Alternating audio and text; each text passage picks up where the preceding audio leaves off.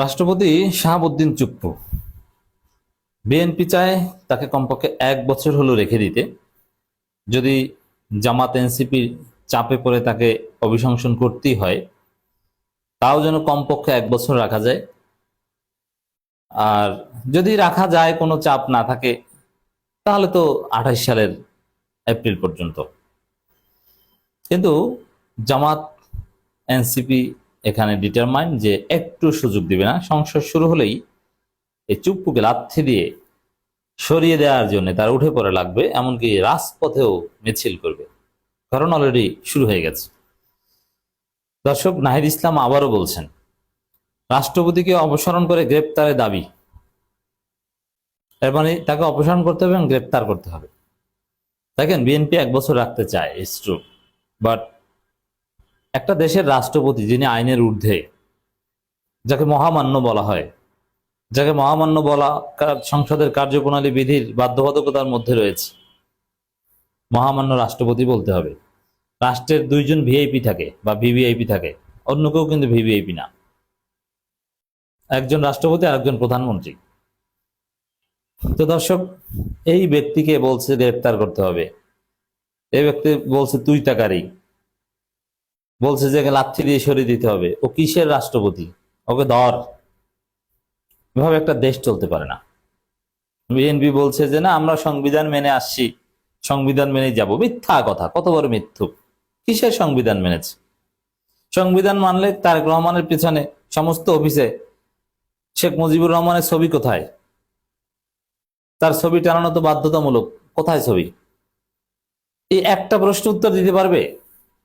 কোনো সংবিধান মানেনি। তার কি মেনেছে? সুযোগবাদী।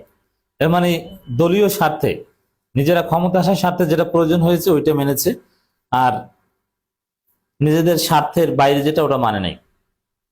আর চুপ্পুকে রেখে দেওয়া প্রয়োজন হয়েছে কারণ ভারত, যুক্তরাষ্ট্র, আওয়ামী লীগ, চুপ্পু নেক্সাস বিএনপি ক্ষমতা এনেছে বা এরকম পরিকল্পনা ছিল, দরকার হয়েছে, রেখেছে।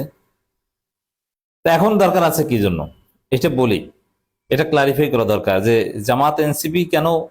জামাত এনসিপির তাদের এটা নতুন কিছু না, তারা তো পুরনো গ্রাউন্ডে আছে যে না, কিছুতেই চুপ্পুকে রাখা যাবে না। জামাত এনসিপি অনেক আগে থেকেই বলে আসে, সেই জুলাই 5 আগস্টের পর থেকেই, জুলাই বিপ্লবের পর থেকেই, যে রাষ্ট্রপতিকে সরিয়ে দিতে হবে। এটা তো আওয়ামী রাষ্ট্রপতি, ফ্যাসিস্ট রাষ্ট্রপতি, ফ্যাসিবাদের দোসর রাষ্ট্রপতি। আর আওয়ামী লীগ নিষিদ্ধ হলে আওয়ামী লীগের রাষ্ট্রপতিও তো নিষিদ্ধ হয়ে যায়। একটা নিষিদ্ধ সংগঠনের সদস্য নিষিদ্ধ সত্তা রাষ্ট্রপতি পদে বসে আছে, এর চাইতে কলঙ্কজনক একটা দেশের জন্য আর কিছু হতে পারে না। অতএব জামাত এনসিপি এটা অনেক আগে থেকে বলে আসছে, তাদের দাবির পিছনে কোনো উদ্দেশ্যই খোঁজা যাবে না, কারণ তারা কনস্ট্যান্টলি রাষ্ট্রপতিকে অবসানের কথা বলে আসছে। কিন্তু বিএনপি ওই সময় ছিল এক ধান্দা, তাকে রেখে দেয়ার, যে কথিত সাংবিধানিক সংকট তৈরি হবে, অথচ হাসিনা যাওয়ার মধ্য দিয়ে সংবিধান নিয়ে চলে গেছে। তো এখন ধান্দাটা কি? এখন ধান্দা হচ্ছে, এটা আমি বলেছি আর একটা আলোচনায়, আবারও বলি যেহেতু সব আলোচনা সবাই শুনেন না, যে এখন যদি রাষ্ট্রপতি নির্বাচন করা হয়, তাহলে বিএনপি সরকারের মেয়াদ আর নতুন যিনি রাষ্ট্রপতি হবেন তার মেয়াদ হবে সমান। তাহলে 5 বছর 5 বছর, কারণ বিএনপি সরকারের বয়স এখন পর্যন্ত 1 বছর হয়নি এবং 1 মাস হয়নি। তাহলে দিন শেষে দেখা যাবে যে সংসদ 12 তারিখ শুরু হলে কয়েকদিনের মধ্যে যদি রাষ্ট্রপতি নির্বাচন করা হয়, তাহলে বিএনপি সরকারের মেয়াদ আর নতুন রাষ্ট্রপতির মেয়াদ জাস্ট 1 মাস 1.5 মাস কম বেশি হবে। কিন্তু বিএনপি চায়, যেহেতু রাষ্ট্রপতির ক্ষমতা বাড়ানো হবে, এখন 5 বছর পর নির্বাচন হলে ওই সময় কিন্তু রাষ্ট্রপতির বিদায় ঘন্টা বেজে যায় এবং নির্বাচনের সময় হয়তো বা রাষ্ট্রপতি থাকতেও পারেন না, নির্বাচনের আগে হয়তো বা নতুন রাষ্ট্রপতি ঠিক করা লাগবে।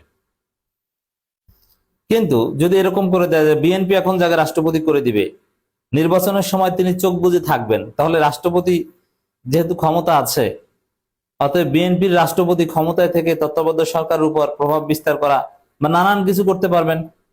এই ধান্দা থেকে বিএনপি রাষ্ট্রপতিকে রেখে দিতে চায়, যে 1 বছর থাকলে আমরা পরে যে নতুন রাষ্ট্রপতি নির্বাচিত করব তার মেয়াদ তো আরো 1 বছর বেশি হবে, এর মানে নির্বাচনের পরও 1 বছর থাকবেন।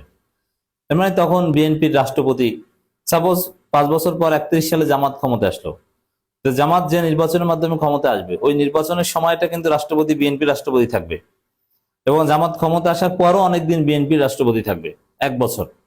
যদি আরো 1 বছর চুপপুকে রেখে দিতে পারে, তখন বিএনপি অনেক সুবিধা নিতে পারবে যে ক্ষমতায় জামাত কিন্তু রাষ্ট্রপতি বিএনপির।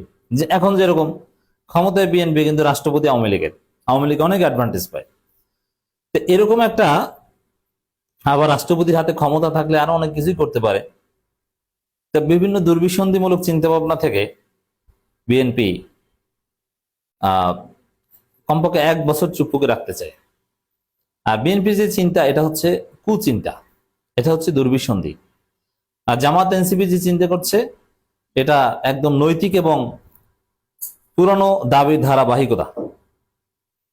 তো এখানে রাষ্ট্রপতিকে অপসারণ করে গ্রেপ্তার করতে বাধ্য করতে হবে, জাতীয় সংসদে এটা নিয়ে তোলপাড় সৃষ্টি করতে হবে। এবং ওকে কিসের মহামান্য? ও তো অবৈধ রাষ্ট্রপতি, কারণ তো আওয়ামী লীগ, আর আওয়ামী লীগ নিষিদ্ধ হলেও ও নিষিদ্ধ। এবং এটা নিয়ে রাজপথে মিছিল করতে হবে, এমন পরিস্থিতি তৈরি করতে হবে যে এইভাবে কোনো একটা দেশ চলতে পারে না যে রাষ্ট্রপতিকে এভাবে গালাগালি করে মানুষ, না, তাকে এট এনি কস্ট বাদ দিতে হবে। কোন সংবিধানের দোহাই টোহাই এখানে চলবে না। হাসিনা সমস্ত অপকর্ম করত সংবিধানের দোহাই দিয়ে, এখন সেই সুযোগ দেওয়া যাবে না। ফ্যাসিস্টের রেখে যাওয়া দোসর আখ্যা দিয়ে রাষ্ট্রপতি মোহাম্মদ শাহাবুদ্দিনকে অপসারণ করে গ্রেপ্তারের দাবি জানিয়েছেন বিরোধী দলের চিফ হুইপ ও জাতীয় নাগরিক পার্টি আহ্বায়ক নাহিদ ইসলাম। এইরকম দাবি করে একজন রাষ্ট্রপতিকে নিয়ে তাকে কিভাবে পদে রাখা যায়? না, এতে দেশের মান সম্মান থাকে না। কারণ রাষ্ট্রপতি একটা রাজার মতো, সর্বজন শ্রদ্ধেয়। তিনি বলেন, আমরা সংসদে রাষ্ট্রপতির বক্তব্য শোনার জন্য যাচ্ছি না, গণভোটের বিজয়ী হায়ের পক্ষে সংস্কার জন্য সংসদে যাচ্ছি। এমনকি যদি আপনারা যদি দেখেন যে 12 তারিখ 13 তারিখ সর্বোচ্চ 2 দিন 3 দিন ওয়েট করবে নাহিদ ইসলামরা, ডাক্তার শফিকুর রহমানরা, যে সংস্কারের জন্য সংসদে কি উদ্যোগ নেয় জুলাই সনদ বাস্তবায়নের জন্য। 2-3 দিনের মধ্যে যদি প্রয়োজনীয় উদ্যোগ না নেওয়া হয়, তাহলে সংসদের আলাদা রুমে আলাদা অধিবেশন ডেকে সংবিধান সংস্কার পরিষদের সভা জামাত এনসিপি শুরু করে দিবে। তখন বাংলাদেশে তোলপাড় লেগে যাবে। তখন বাংলাদেশে রাষ্ট্র হয়ে যাবে পাকার যদি 2টা রাষ্ট্রের মধ্যে আর এক রাষ্ট্র। না পারবে জামাত এনসিপি এমপিদের গ্রেপ্তার করতে, না পারবে এটা সামাল দিতে। অতএব জুলাই সনদ বাস্তবায়ন যদি বিএনপি করতে উদ্যোগ না নেয় সংসদ শুরু হওয়ার সাথে সাথে, 12 তারিখের সাথে সাথে, তাহলে বিএনপি কঠিন পরিস্থিতিতে পড়বে। বিএনপির ফ্যামিলি কার্ড ভালো উদ্যোগ। তারা নির্বাচন ইশতেহারে কার্ডের ঘোষণা দিয়েছিল, কিন্তু চাঁদাবাজি দুর্নীতি বন্ধ করতে না পারলে ফ্যামিলি কার্ড হবে কেবল চোখ ধাঁধানো কর্মসূচি। অবিলম্বে ঋণখেলাপিদের বিরুদ্ধে আইনি পদক্ষেপ গ্রহণ করতে। এটা কোনো ভালো উদ্যোগ না। এভাবে গরিব লোককে বসিয়ে, সুস্থ লোককে বসিয়ে বসিয়ে ভিক্ষার মতো টাকা দেয়া, এটা কোনো ভালো উদ্যোগ নয়।